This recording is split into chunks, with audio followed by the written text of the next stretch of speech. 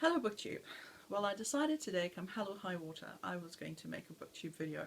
It's been a while and I keep promising myself that I'm going to do it, and I just never get around to hoisting out the tripod, MacGyvering up my cell phone to fit on my tripod, because it's a tripod I got for free with my really old digital camera, things like that, and there's elastic bands and a safety pin involved with this. No duct tape because I don't want my phone sticky. But you get the idea. But there's nothing quite like almost losing your YouTube channel or your BookTube channel to appreciate the fact that you do have 3 years worth of videos, even if the last year has been a bit wishy-washy as far as attendance went. To kind of, yeah, really appreciate it again. And unfortunately with school, I didn't know why they wanted my email address. I thought it was for communication, and this is the email that comes through on my phone, so I get notifications when I'm supposed to. And I didn't realize that they were putting me on to manage the school's YouTube channel. And voila, there was a lot of clashing going on. Anyway, that's a whole other story. And basically what I'm going to do today, because it really, once again, has been a while, I need to find a new song to sing. I thought that I would keep it simple, and I'm going to show you the books that I've bought in the last 6 months that I haven't read yet, because I have read quite a few of the new books that I have bought. And this is actually something else that I need to discuss, is that I think I've actually figured out what works for me as far as interest in reading.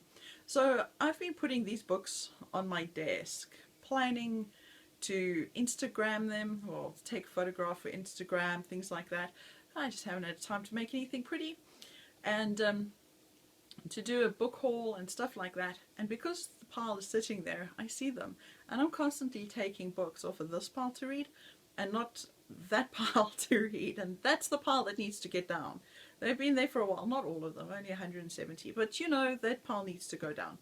So I think what I'm going to do is I'm going to make a new pile of books that I really should be reading and put them there, and then work my way through those. I think that'll be a good idea.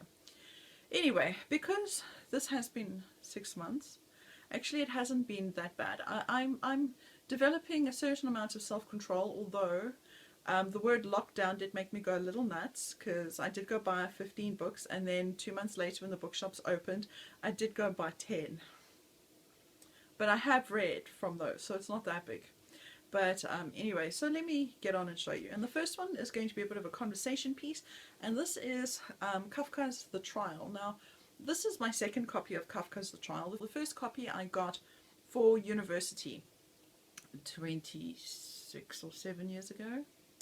And I'd been looking for Kafka's The Trial. I couldn't find it because I didn't go to university in my hometown. I went to university in a different town.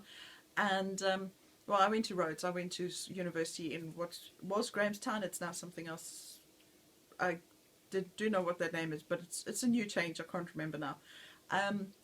And because my hometown, the university bookshops didn't have it, and then I tried other bookshops.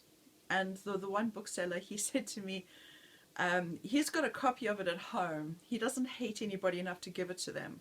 But because I need it, he would gladly give it to me for free so he can get rid of the book.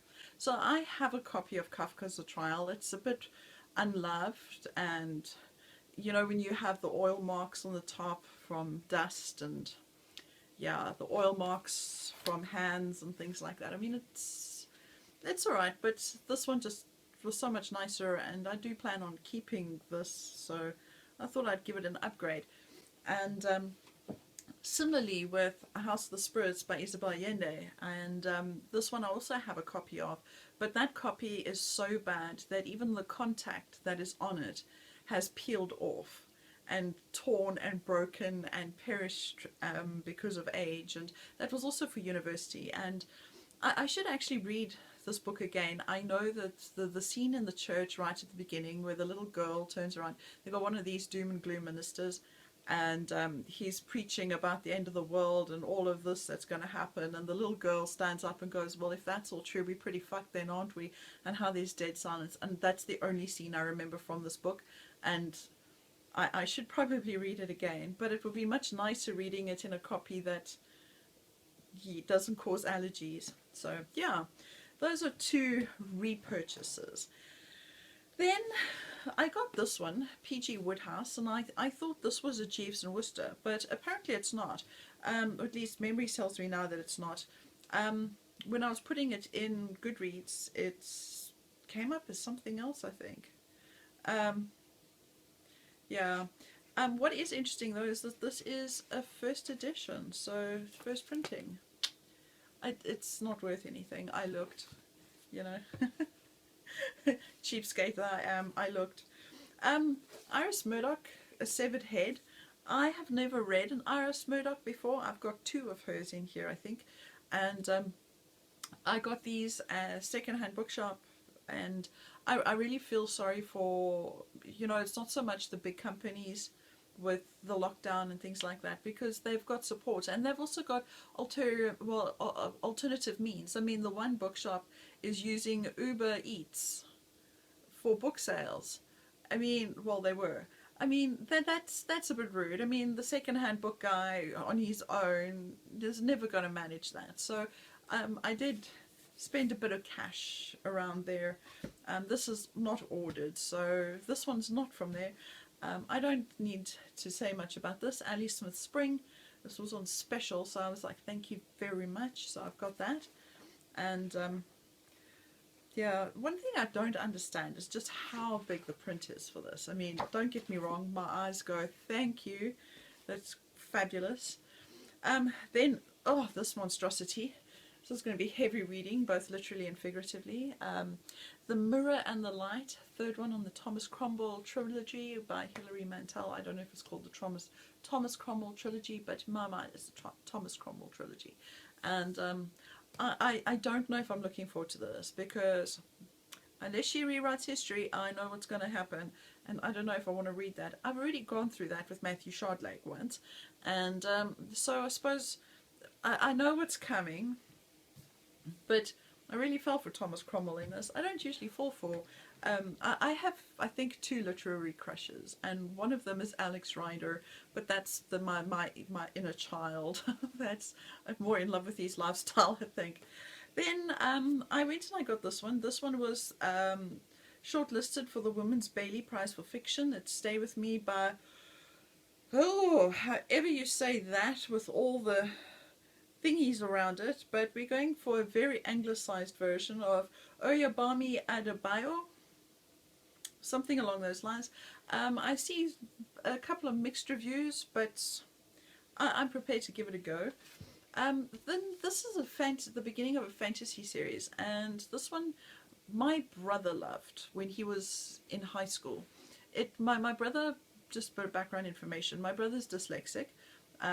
Very smart, but very dyslexic, and this was one of the few books that he actually read, and that's an accomplishment, considering the size and the struggle that he would have had, and because my brother wasn't a reader, but this one he did read, and he loved it, and he then plowed his way quite far into the series, and I've always wanted to read it, and I don't know what the hell he did with his book, so I found this one on special, and I thought, thanks, I'll take it, so I did. By take it, I mean buy it. This isn't confession to thieving. Okay, this was a little bit of a, it's pretty. Boy Snowbird by Helen Oyeyemi. I have heard mixed views on this as well, especially with regards to the handling of, I'm not sure if it was transgenderism or homosexuality. I'm not too sure which one it was. But somebody said something somewhere along the line that they didn't quite like that, whereas other people have liked this book, so I'm going to go make my own opinion, and I like the fact that I'm not going in with high expectations, because chances are I'll like it more that way. The next one, Margaret Edward, The Testaments, co-winner of the the Booker Prize last year, and this one speaks for itself, sequel to The Handmaid's Tale, and yeah, I'm going to give this one a go as well. Fortunately, also got this super discounted. Oh, I love it when the books hit the discount pile, because it's terrible when I haven't actually had time to read them yet, and now they're cheaper. I've got one book up there that I paid $360 for, and now you can get it for $100. Ouch. Okay, Girls Burn Brighter, and oh, I think this was femlit. look, don't ask me too many questions. I bought this. We're going back to my January purchases with this, so can't even remember what I remembered seeing on the back, because I do shop with Goodreads on me, and I see whether I've marked something as I would like, or if I see something that catches my eye, then I see if one of you liked it and what you thought of it. Okay, Death in the Family. This is a South African or a Botswana crime novel. It sounds like this is actually quite dark, if memory serves me right. And yeah, I think it was set in Botswana, but I think one of the writers is South African. I will let you know when I get to it. And but it's going to be crime novel, so that's pretty cool. This one was a bit of a bugger up of a purchase because this is book 2 in a trilogy and I can't find book 1. So I might have to find book 1 through slightly nefarious means, because I don't have publishers on call. Just saying. Don't worry about that one. Okay, next one, Daphne du Maurier, Rule Britannia. I've really enjoyed some of the Daphne du Maurier that I have read, from the obvious, which is My Cousin Rachel and Rebecca.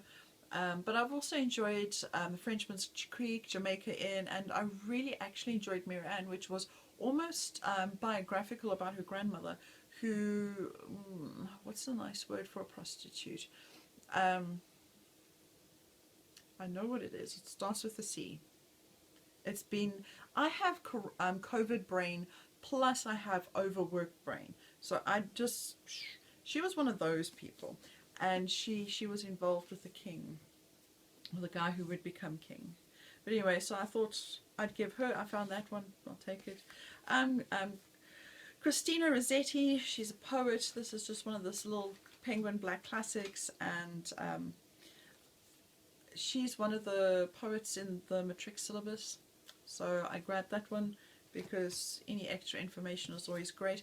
I'm also always collecting plays, particularly if they're short, because for teaching, especially for grades 8 and 9, I need a drama sometimes, and I try and find something that's better than the dreadful versions that they have in the school's textbooks, because, you know, it's like the people who choose the books for kids to read at school really don't want to encourage reading. It's like, let's choose the most boring thing going, make them read that, so they'll never want to read again. They're going to associate reading like most people associate root canal, you know. So I keep looking for books, and usually I enjoy them more than the kids would. Then I got Pachinko, which is South Korean, and I thought this was an old classic, but it really isn't. So I'm kind of curious to see, well, I mean, it's set in 1911, so that's going back quite a bit of time, but it wasn't written that long ago. So that's going to be pretty cool, because I lived in South Korea for 3 years, and oh man, this is going to make me want to eat kimchi. But the Napa cabbage is in season, so that's okay. And Kurt Vonnegut, I read Slaughterhouse 5, thought I would go for Breakfast of the Champions, and one of the matric short stories for second language is by him. So I always like getting more information, plus it's Kurt Vonnegut, so why not? Virginia Woolf, The Common Reader, and apparently this is where she discusses other books for people to read. We'll see what it really is about. That's what it sounded like. Then I got Selected Short Stories by Virginia Woolf. These were all on super special at my bookshop, and when I have little Penguin Black classics, well, not the little ones, the big ones, on sale, I grabbed them. Well, this one's the red one, but it's fine. It's just so long as it's not the one with the really, really tiny print, because that's not fun. Then, Eric Carl Anderson really enjoys, I keep calling him Carl Eric Anderson, I hope I've got it right now. He really enjoys Joyce Carol Oates, and because of him, I read Man Without a Shadow, and I really appreciated that one. I can't say it was the most plot-driven novel going, but I actually really enjoyed that. So when I went off after lockdown to Jimmy's, I found 3 books of hers, and I mean, where are you going to buy Joyce Carol Oates for $40? So I bought 3 of hers, what he had. So he had Freaky Green Eyes, which sounds freaky.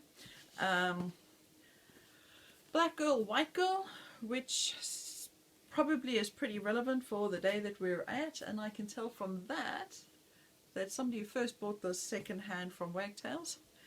Tells you that I buy second-hand books a lot. And then this one's in really nice condition. It's a hardcover as well, and this was also $40. And this is Little Bird of Heaven. So that's some more Joyce Carol Oates. And then one that I'm really looking forward to reading, I hope not misguided, but I've read the synopsis of this on Goodreads, and this, by the sounds of it, is actually a bit of a crime novel, but a literary fiction type crime novel, and with a bit of romance in it, etc. So we're going to see what happens with the story, and but it's Possession by A.S. Byatt, and this is such a stunning book because that copper flower in there is just, yeah, I don't know if you can quite get it, but it's awesome. And then today, because I can't walk past my bookshop to go grocery shopping without buying something, I got Thomas Cromwell by, oh good lord, Dearmaid MacCulloch. That is the first time I've heard that name. And the only thing I'm a little disturbed with is, good heavens, could it get smaller? I've seen ants larger, and I'm not even exaggerating. But so far, I know that this is the one that, or at least I think this is the one that Steve Donahue had recommended and praised. It should be, because it's the one that I'd marked that I wanted to read. And then on top of it, it's got a lot of palettes in here with pictures. So that's pretty cool as well. Though they stand slightly proud, so I'm going to spend all my time rubbing it.